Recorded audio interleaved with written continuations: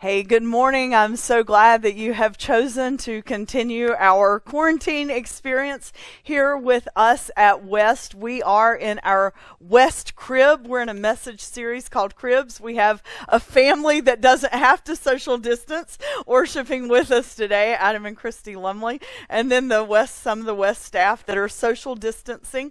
So we're so glad that you have chosen to check out West this morning. We are going to continue talking about relationships and what makes our lives and our homes and those people that make up our lives, what makes that the best it can possibly be. So today we're actually going to talk about approachability. What makes us approachable? How approachable are you? There's a danger that we may think we're all approachable, but then in just a few minutes we're going to look at some questions and think, there's probably some things I could do differently that would make me more approachable. If you're worshiping with us new, if you're checking us out for the first time, or you've only been worshiping with us for a few weeks, we'd love to know that you are worshiping with us. We have a gift for you. So if you text welcome to the number that you see on your screen, our staff will send you a thank you gift, and we will not inundate you with propaganda. We'll just tell you thanks for checking us out, and then you can decide how involved you want to be with the stuff we send out, our content. And hopefully someday we'll actually be back together in one central space. We have been talking about that actually, especially as the governor rolled out, the ideas behind the phases, and certainly we don't know how things are going to progress with that, but probably the first phase for us as a faith community will be drive-in worship, where cars can come together. That's actually what we were going to do before we went on the stay-at-home order, and we're not sure where that'll happen, but that's probably the first way we're going to get back together, and it's probably going to be late summer before we gather back together if that's possible then in a large group. So just wanted to let you know that that's what we are working on, and we covet your prayers as we try to continue to figure out how to offer content for our children and our youth and our adults that are relevant, praying for our educators as they find themselves in just uncharted waters as they end a school year not seeing their students, and praying for our kids and our students, and praying for our healthcare workers, praying for also all those that are making really pivotal decisions right now that are going to impact just thousands and thousands of people, our community leaders. We certainly pray for our world leaders and our national leaders, but there's a county commissioner that's a part of the West faith community, and he reached out to me this morning and said, would you please just pray for us, because it's a no-win decision. And so we certainly do want to pray for him and all the people that are leading our local government, our state government, our national government. It's just a very trying time. And so we believe prayer is important. So I just ask you, and we'll pray at the end of the message today, but I ask you to keep in prayer all of those that are impacted in so many different ways. But we're not going to give up. We're going to hang on. We're going to hang in, and we are really, it sounds cliche, but we are in this together.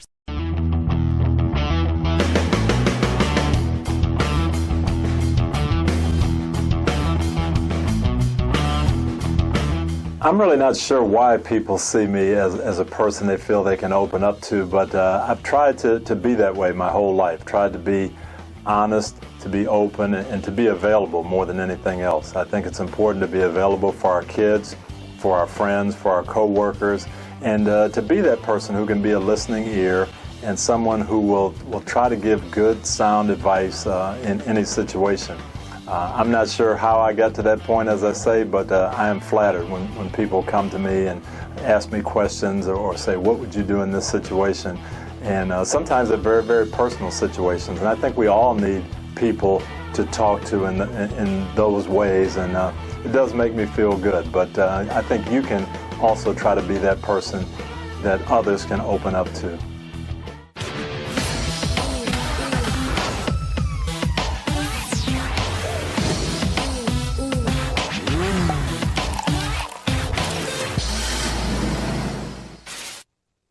So so how approachable are you, really? That's what we're going to talk about today, and regardless of how old you are, we all need to be approachable, and if we will work on our approachability, that's what will make our relationships so much stronger in our lives. So since we're talking about cribs and how to make our homes and our worlds better, the bathroom, I was trying to think about what room is least, or where do I feel least approachable? And so, the bathroom is that place. Like, we just don't want other people in the bathroom with us. But if you are a parent, odds are at some point in your journey that the bathroom, or if you have pets, children and pets seem to not care that the bathroom is a room where you are unapproachable. Finally, just as the kids were little, I'm like, I just need some time. And, please, this is my space. Stay out of the bathroom. But we took a picture this morning of some of the staff here. That's the west bathroom. So that's the room in our crib we're talking about today. How approachable are you? Do you know what the opposite of being approachable is? It's being snobby, actually. And we can all think about a time that we have been a victim of someone else's snobbiness. Like whether it was back in school and you were the last one picked for kickball or whatever recess was going to be. You remember when the teachers would pick two captains and they had to pick their teams, and perhaps you, like me, were last because of my lack of physical agility with a ball. And so I still am scarred from that. I'll never forget, actually, when my family moved to Mooresville, 18 years ago, and we went to the church where I was appointed to be the associate pastor. It was the first Sunday of the inner workings of developing this capital campaign so that we could do a building. And it was a covered dish. And I hate covered dishes for this very reason. So, it was our first Sunday there, and, Andrew was, 6, and Lane was 4, and we get our plates, we go through the line, we go sit down at, one of the round tables, and we just wait on people to come sit with us. And the little Smith family ate our little lunch all by ourselves. And I thought, well, I'm one of the preachers. You would think that somebody would sit with me. And, I was like, do we smell? And the kids were like, Mama, why won't anybody sit with us? And, I'm like, okay, I know this church is not an unfriendly church. So what's the problem? And so that really did scar me a little. And a few weeks later, some folks, I had gone to one of the United Methodist women groups, and they were like, well, we wanted to sit with you that Sunday that we had that lunch, but we just didn't know how approachable you would be. I mean, you're one of the preachers, and, we've not always had great experience with pastors in our lives. Sometimes they're really sort of, not off-putting, but elitist a little, they're smarter and more holy, and we didn't want you to judge us. I'm like, look, if there's nothing that I can judge you for, because I've got my own stuff, and we're all in this together. But we are snobby. We tend to think and judge other people based on lots of different things. So let's think about that for just a second. What are some of the things we judge each other about? And there's, pretty blatant things we can think of, like wealth. My car's better, or my house is better, or their car is better than mine, or whatever. And we have this hierarchy in our mind, or how smart we are. We think we're smarter than other people, so we judge people on that. So wealth and intelligence. But I would challenge us also to think about, sometimes we judge other people based on our values. And even in the religious world, we judge other people based on what they believe. So I've been doing this a Zoom small group on Wednesday nights, and if you're looking for a way to build community, we invite you to join in with us. You can put in the chat room right now that you'd like to get emails about the small groups that we're offering throughout the week. But this past week we were talking about evil, and does evil exist? What is evil? What does it look like? The definition, how is it at work in our world? And I mean, it was some deep conversation. And it was really powerful because we have people from all over, like one couple's in Alaska that's in the study, and another lady lives in New Bern and she's in the study. Then we have some people locally. It's been this really cool conversation, and it was really deep. And what we found Wednesday night is that we didn't agree on evil. And at first, when we started talking about it, and I disagreed with some of the viewpoints, it was uncomfortable for all of us, and I think we felt like we had to come to this conclusion where we all were on the same page. And I finally said, look, you know what? I don't have some kind of magic guidebook where I have all the right answers. I know in my limited study and limited experience, and I respect what your experience is and what you've read and what you've studied. And what if we just approach this not as like one of us is better than the other and knows more than the other, but what if we all come to this topic of evil and just try to learn from each other? I can share with you what I know, but I'm not ever going to tell you, you're really wrong, because my way is the way. We judge other people based on what we believe. Jesus always ended with relationships over rules. Jesus never ever would put someone down and judge them to be lesser than because of some rule. He always erred on relationships.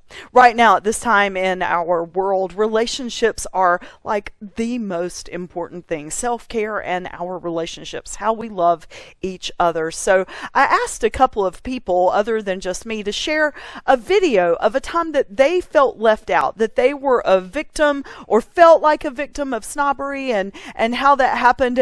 And the stories I'm getting ready to show you, they are so powerful because it shows how these folks felt and then how they changed their perspectives once they had a broader understanding. So take a look at these two videos. The most recent example I have of feeling left out was actually this past week. Since we've been in quarantine, I have a group of neighbors, and every day, or most days, we go out and take a walk in the evening. And so one day this week, we had decided through a group text that we would not walk that night, that we would take a break from walking.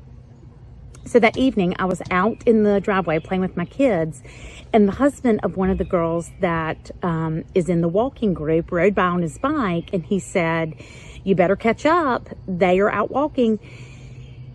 So I ran inside to put on my shoes to go meet them, and I ran the gamut of emotions. I was sad, and I was confused, and I was a little bit disappointed, and then I started asking myself all kinds of questions around why didn't they ask me? What were they angry with me? Had I done something wrong? Why would they leave me out?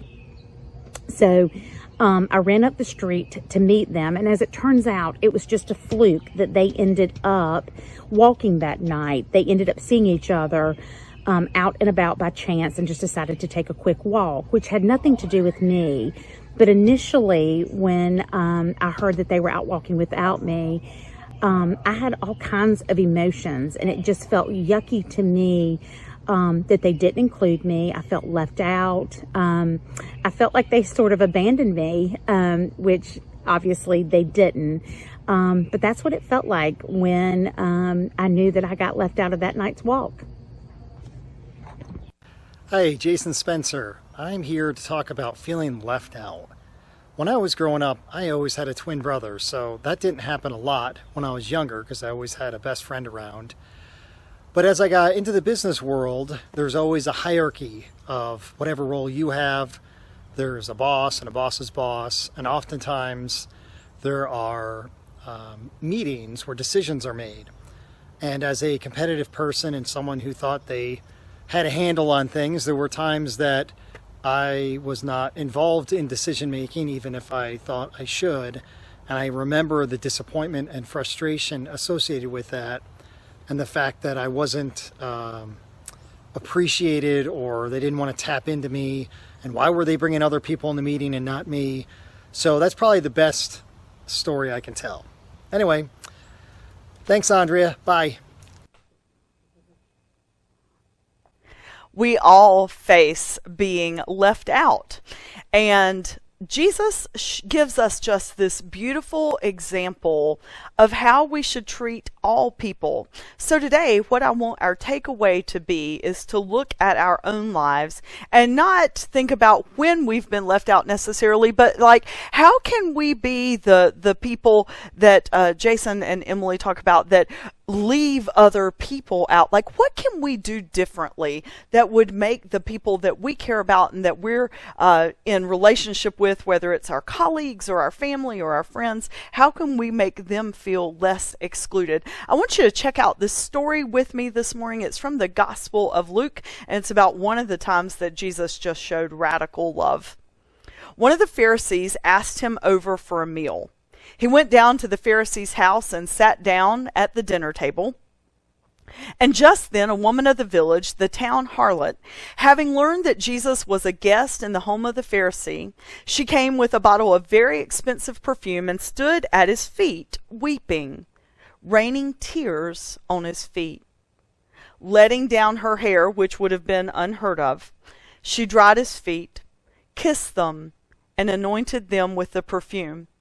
When the Pharisee, who is a religious leader, remember that, a Pharisee is a religious leader, when the Pharisee who had invited him saw this, he said to himself, "If this man was the prophet that I thought he was, he would have known what kind of woman this is who is falling all over him." Jesus sensed Simon's inner thoughts, so he said to him, "Simon, I have something to tell you." Two men were in debt to a banker. One owed 500 silver pieces, the other 50. Neither of them could pay up.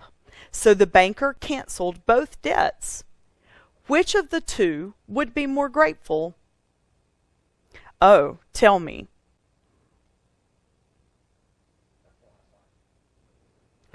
So, Jesus is with Simon, and Simon is a religious leader. He's the keeper of the customs and the rules and the rituals. And it's important to know that when Simon invites Jesus over to his house, it wasn't like this warm fuzzy, oh, I've been in quarantine forever and I really now want to have great friends over. He was very intentional and calculated about this. He wanted to test Jesus. He wanted to trip him up so that he could have things to judge him about. So he invites Jesus over, and he doesn't do the customary things that would have been proper for people to do for one another. When Jesus gets there, he's walked 4 miles to get to the home in Magdala, and Simon doesn't offer to wash his feet.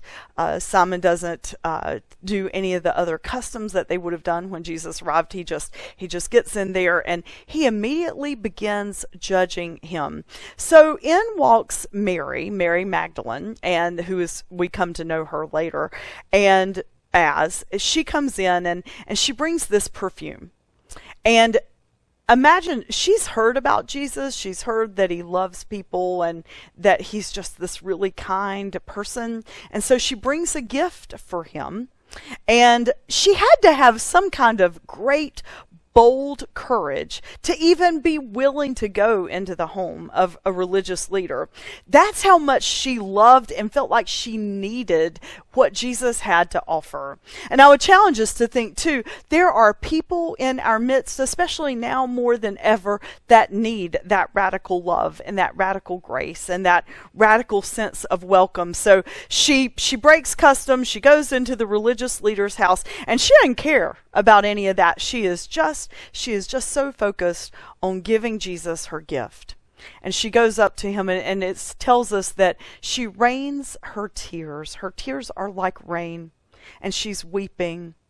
And she breaks another custom. She lets her long hair down, and she kneels down in front of him, and she takes this perfume, her gift for him, and she uses it and her tears and then her hair to wipe his dirty feet. Now, one could wonder why Simon, the religious leader who's supposed to be about God and supposed to be about love, why that would not move him to compassion. I mean, you see somebody come in and clearly they don't belong, right? So that's us passing some judgment right there. She didn't belong in this home with the religious folks. And she goes up to this man and breaks the rules to show love. And instead of like embracing that and going, wow, look at how much she loves him, they judged. Now we can go on and read the rest of the story. Jesus tells the story about the two debtors, and he makes his point to Simon. He's like, okay, Simon, which of these was forgiven more? And he's like, well, of course, the one with the greatest debt. And Jesus is like, yeah, exactly. Those who have committed many sins, those who have the most stuff, the most baggage they carry around in their lives, they are who experience forgiveness the most. And he looks at Mary and he says, your faith has made you whole. And it's a beautiful story, and that whole story can preach. But I want us to focus on Simon this morning, and I want us to ask ourselves, when are we Simon? And when are we like Jesus? In order to make our relationships great, in order to be our best selves, in order to experience the joy that we have been created to experience in our lives and be a people of love, we need to be a lot less like Simon and passing judgment, and a whole lot more like Jesus. And we can think, oh, I don't pass judgment at all. Well, when's the last time you scrolled through social media and you read the phases of our society being reopened and you passed judgment on those decisions?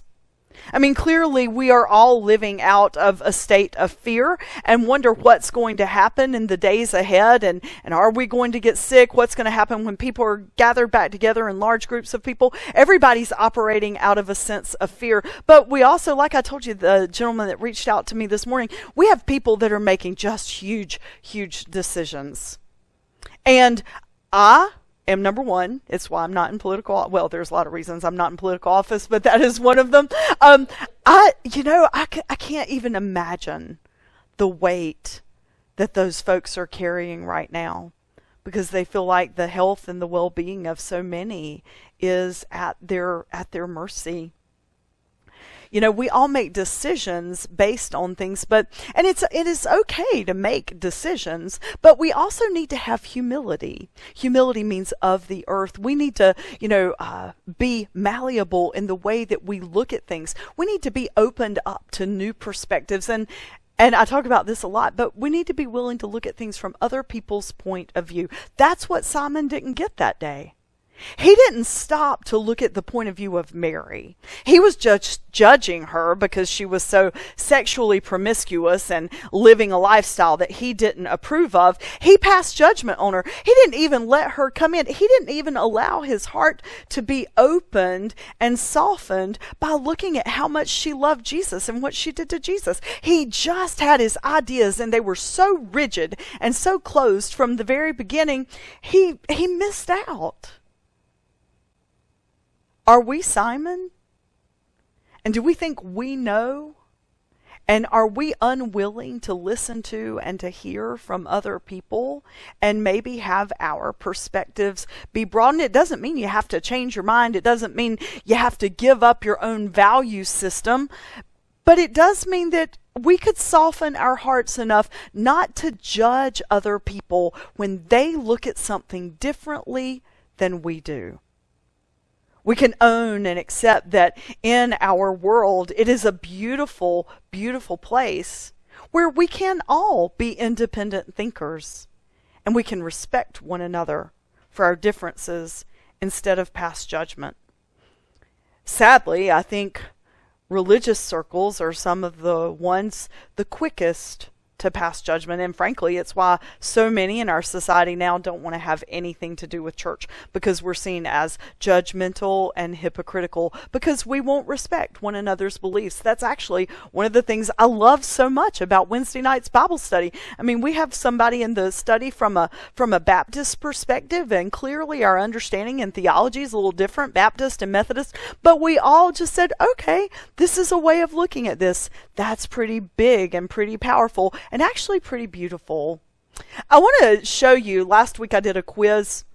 I want to do the same thing today. I want you, as we read through these sentences, I want you to ask yourself, do I do this a lot? Do I do it sometimes, or do I do it never? And let's see how judgmental we are. Some of these things actually, they stepped on my toes when I did it, and I dare say they will step on yours too. I'm known to be more inclusive than exclusive. Are you more inclusive? Do you look to bring people in to your circles, or are you exclusive? I welcome people with differing ideas or political viewpoints, even to the point of turning the other cheek. I lean into humility far more than I lean into pride. I absolutely detest the idea of looking down on others or being snobbish. I want to include anyone who looks to be left out or feels rejected. I'm known by my friends as someone who reaches out to other people that might be different from me. I intentionally do not size people up by their clothes or by their appearance. I intentionally work at being less self-centered and not feeling superior to others. I'm the first to make sure someone in a social setting feels accepted and included. I work diligently to love my enemies, the people who make my life difficult. We all have that, right? We have some people that make our lives difficult. The last time somebody made your life difficult, what did you do? Did you reach out to them and try to make it better, or did you just get mad and get your defenses up? So, this applies to us no matter how old we are. If we're in elementary school and when you get to go back to school, you have somebody that you see sitting alone at lunch. I think lunchtime is one of the scariest times, in recess, when we feel the most isolated and feel left out. What if the next time you see somebody sitting alone at lunch, you're willing to take your friend group over and include that person? It applies all throughout our school careers. It even applies when we're adults. When we see people that feel left out or look to be isolated, what if we take that extra step? We offer a smile. Research shows that if you smile at people, even if you don't know them, that it brightens their day and it changes the way that they think and process things. I've recently gotten into a new hobby, which has been heightened during quarantine. I needed to learn some new things, but I've been working on this hobby for like the last 6 months. I have taken a passion in classic cars. So not too long ago, before the shutdown all happened, I had an opportunity to go buy a car part that I needed for one of the classic cars that I'm helping a friend restore. And it was in an area that I had never been to before. And if you looked at the area on the map, I was a little like, okay, this is probably not somewhere I would normally go. So we go to get this car part, and we get there, and I'm like, this is what I would consider sketchy. I mean, like, there were hundreds and hundreds of car pieces everywhere, and there was like grown up undergrowth, bushes and stuff, and I don't like snakes and keep encountering them around me. So I decided, I'm like, I am not getting out of the car. There are critters here that would welcome me. You go get the car part. And so he went to go get the car part. I sat in the car being very judgmental, because looking around in the garage and all this kind of stuff, I'm like, this is not my kind of place. Turn me loose in TJ Maxx or Birkdale. I'm all good. This is a little outside of my comfort zone. And I missed out, actually, on meeting one of just the coolest guys. Like, we had the windows down, so I got to hear some of the conversation that they were having. And I was like, man, I should have gotten out of the car. Because this gentleman, he's been into car restoration, for like 50 some years. He started when he was 16 working in this plant, and this plant at the time was making cars that were worth, this is like 40, 50 years ago, hundreds of thousands of dollars. And this man just developed his passion, and he now owns, and it was over in this garage, this one car. There were 2 cars made of this particular type. In all time, only 2 existed. One was destroyed. So this man owns the only other car that even exists now. I can't even begin to fathom how much that car was worth. And it was just sitting over there, but I would have looked like an idiot if all of a sudden I popped out like, now there's something really cool and something exciting that I want to see and I want to learn about. I missed out because I judged. Because it didn't look like my kind of place. We miss out on beautiful people and beautiful experiences, and our lives, I promise, are so much less rich because we judge people and because we think our way of thinking, our way of believing, our way of living is just a little better than some other people. We don't see the world as our equal. We see things in hierarchies.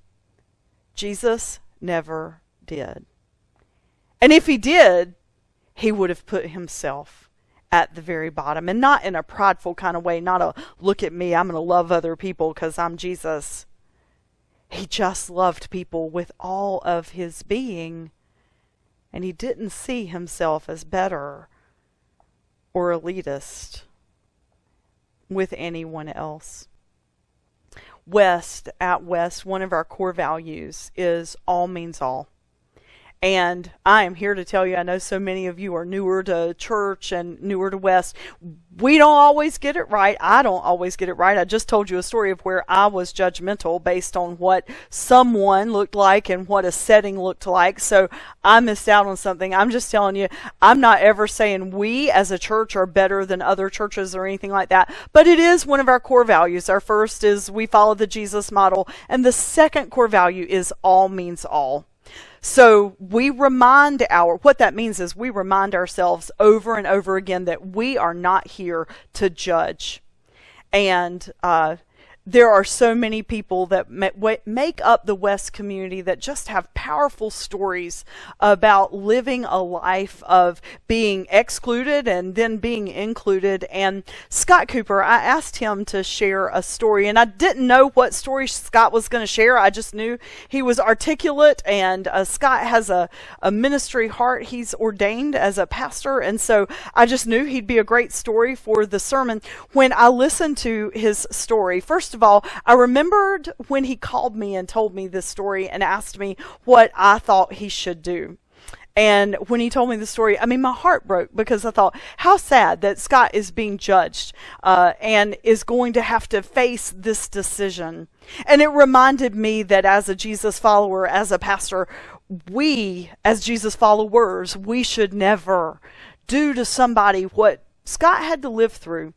Scott shares a powerful story, and so as we close the message this morning, I want you to hear what Scott lived through, and then I want you to think about how can we offer that radical love to all people? How can we be not like Simon, but like Jesus? Take a look at this video.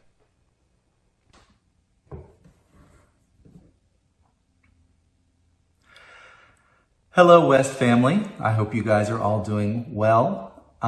When Andrea asked me to think about a time that I felt left out and how that made me feel, a lot of times I think that we immediately go to our childhood. We go to maybe where we were picked last on the playground, or we weren't included by our siblings or something like that. But unusually, the first thing that popped into my mind was something that happened to me in 2018 when I was 51. So there are still situations that make us as adults feel like we are separated or we are left out. And it was something that I really don't talk about a lot.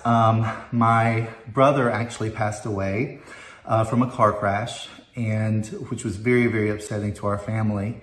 And 2 weeks after we had buried my brother, my mother passed away. So it was a really, really, really hard time for our family. And we were planning my mother's funeral, and my family asked myself, my son, and my daughter if we would sing for them for my mother's funeral, which of course, it's my mom, and I said, yes, of course I'll sing at her funeral. Well, what ended up happening was the pastor found out that I was going to be singing with my children at my mother's ceremony, and he basically told my family that because I was gay, that I had no place singing in their church.